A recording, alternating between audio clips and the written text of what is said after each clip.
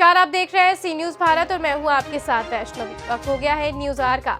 भोपाल की प्यास बुझाने वाली करोड़ों रुपए की लागत से निर्मित होने वाली सिपकोलार लिंक परियोजना को जल संसाधन विभाग के अधिकारी एवं ठेकेदार पलीता लगा रहे हैं। जब एसडीएम इछावर कालिया देव अलीपुर सिप नदी पर निर्माणाधीन डैम का निरीक्षण करने पहुंचे तो अनेक खामियां देख फोन पर जल संसाधन विभाग के संबंधित इंजीनियर को फटकार लगाई। बताया गया कि ठेकेदार कृष्ण तिवारी करोड़ों रुपए के डैम निर्माण में घटिया प्रकार की सामग्री का इस्तेमाल कर रहे थे। करोड़ों रुपए के विकास निर्माण कार्य के नाम पर लूट चल रही थी। इछावर एसडीएम विष्णु प्रसाद यादव के 2 बार निरीक्षण एवं फटकार के बाद भी जल संसाधन विभाग इंजीनियर के संबंधित अधिकारियों ने डैम निर्माण कार्य के एस्टीमेट एवं ड्राइंग शीट की कॉपी नहीं दिखाई। देखिए क्या है ये पूरा मामला इस खास रिपोर्ट में।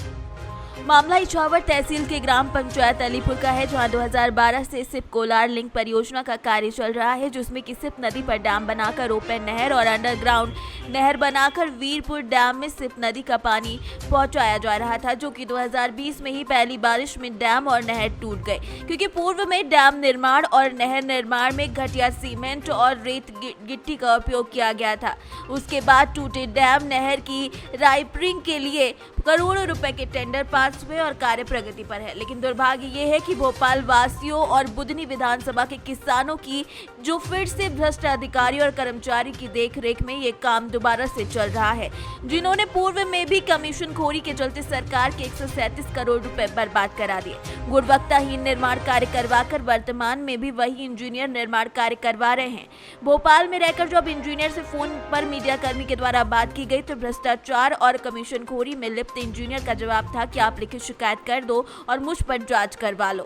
एसडीएम इछावर ने ठेकेदार के साइड इंजीनियर से जब पूछा कि सीमेंट कौन सी उपयोग करना है तो उसने कहा कि माइसेम और अल्ट्राटेक। इंजीनियर से फोन पर पूछा गया कि कितने ग्रेड की यूज होनी है तो इंजीनियर ने बताया 45 से 55 ग्रेड की। लेकिन जब एसडीएम और मीडिया कर्मियों के द्वारा सीमेंट की बोरियां देखी गई तो उसमें एक भी बोरी माइसेम या अल्ट्राटेक की नहीं थी और ना ही 55 से 45 ग्रेड की कोई बोरी थी, जबकि 34 ग्रेड की पाई गई और नकली लोकल कंपनी की पाई गई, जिससे ये साफ होता है कि भोपाल के जल संसाधन विभाग के अधिकारी जो निर्माण कार्य चला रहे हैं उसका निरीक्षण सिर्फ कमीशन लेने के लिए करने आते हैं।